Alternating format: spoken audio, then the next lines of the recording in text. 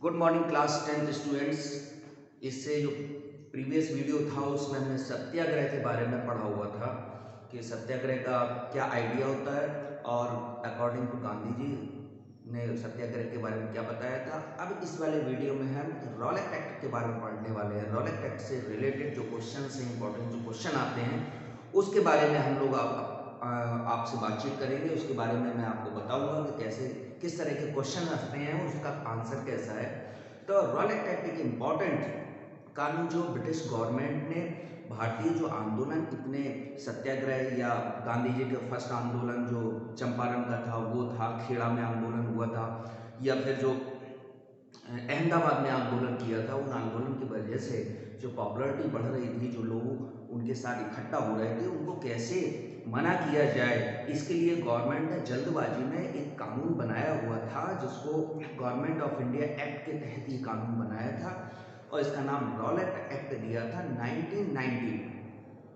तो स्टूडेंट्स ये सब आपको याद आ गया होगा, डेट वाइज हम लोग याद कर रहे हैं। याद करिए आप डेट 1915 1915 गांधी जी का वापस आना, 16 छोड़ने के बाद 17 गांधी जी का चंपारण में आंदोलन, पहला सत्याग्रह आंदोलन, ठीक है।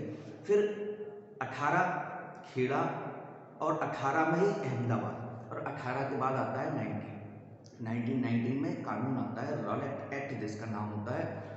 अब इसमें जो खास हम लोगों ने पिछला वीडियो पढ़ा हुआ था, आप लोगों को याद होगा कि जो हम लोगों ने अपनी स्टडी की हुई थी वीडियो में, उस वीडियो में हम लोगों ने इसके बारे में डिटेल में बात की थी। तो अब उतनी डिटेल में बात नहीं कर रहे हैं फिर से, और सिर्फ उसकी मुख्य बातों को याद रखना है कि रॉलेट एक्ट से संबंधित क्या क्या चीज़ें मुझे याद रखनी। जैसे स्टूडेंट्स आपको याद है इंपीरियल लेजिस्लेटिव काउंसिल एक्ट या इंपीरियल लेजिस्लेटिव काउंसिल, इसमें वर्ड जो हमें इंपॉर्टेंट याद रखना है क्योंकि यही वो काउंसिल थी जिसने इस एक्ट को पास किया था। तो इंपीरियल लेजिस्लेटिव काउंसिल ये याद रखना है। दूसरा हमको याद रखना है इनॉर्मस पावर टू गवर्नमेंट, क्योंकि ये एक्ट जो है अत्यधिक शक्तियां देता था गवर्नमेंट को या पुलिस को। तो ये चीज भी खास है रॉलेट एक्ट में। और तीसरी चीज हम लोगों को क्या याद रखनी है कि detention political prisoners without trial for 2 years, ये भी इसकी खास बात थी। तीनों ही चीजें इस रॉलेट एक्ट से, क्योंकि छोटा टॉपिक है और क्वेश्चन भी उतने ही 2 या 3 क्वेश्चन है, तो अपने पास 2-3 क्वेश्चन है। रॉलेट एक्ट अच्छी तरह से हमको समझ में आ गया तो उन क्वेश्चंस का आंसर हम दे सकते हो। और इस रॉलेट एक्ट में खास बात क्या है, इंपीरियल लेजिस्लेटिव काउंसिल का नाम हमें यूज करना है। इसमें हमें ये याद करना है कि कैसे इनॉर्मस पावर टू गवर्नमेंट, कैसे गवर्नमेंट को इनॉर्मस पावर दी गई थी। और ये भी खास है कि रॉलेट एक्ट की खासियत क्या थी, डिटेंशन पॉलिटिकल प्रिजनर्स को, जो राजनीतिक जो लोग थे उनको 2 साल तक बिना ट्रायल के जेल में बंद रखने का एक ऑप्शन था। 3 बातें याद रखनी है। सारे क्वेश्चन आंसर इन्हीं वर्ड के आसपास घूमते हुए नजर आएंगे।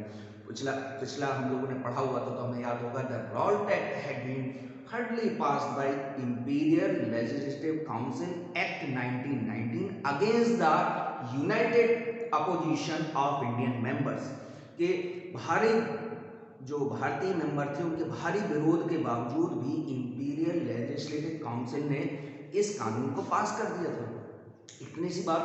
दूसरा, it gave enormous power to government to repress political activities, ये गवर्नमेंट को या पुलिस को इतनी अत्यधिक शक्तियां देता था जिससे कि पॉलिटिकल एक्टिविटीज को रिप्रेस यानी कि दबाया जा सके।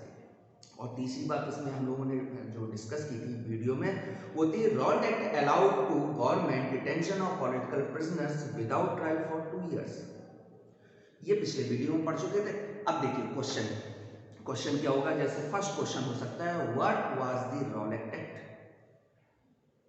सिंपल सा आंसर है कि रॉलेट एक्ट क्या है। तो Rowlatt Act gave the government enormous power to suppress political activities and allow detention of political prisoners without trial for 2 years. In other words, the act proposed on no appeal, no वकील और no दलील। इतना सा answer इस Rowlatt act के बारे में लिखना है। सेकेंड क्वेश्चन क्या हो सकता है। सेकेंड क्वेश्चन देखिए, why was the Rowlatt act impose, थोड़ा सा बदला हुआ।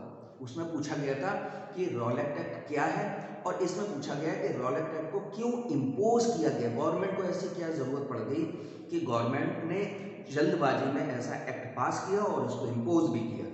The imposing of the Rowlatt Act authorise the government to imprison any person without trial and conviction in a court of law, यानी कि किसी भी व्यक्ति को जिस पे भी उसको संदेह है उस व्यक्ति को जेल में बंद किया जा सकता है, और विदाउट ट्रायल का मतलब है कि बिना मजिस्ट्रेट में पेश किए हुए, यानी बिना अदालत में पेश किए हुए 2 साल तक आप उसको जेल में रख सकते हैं।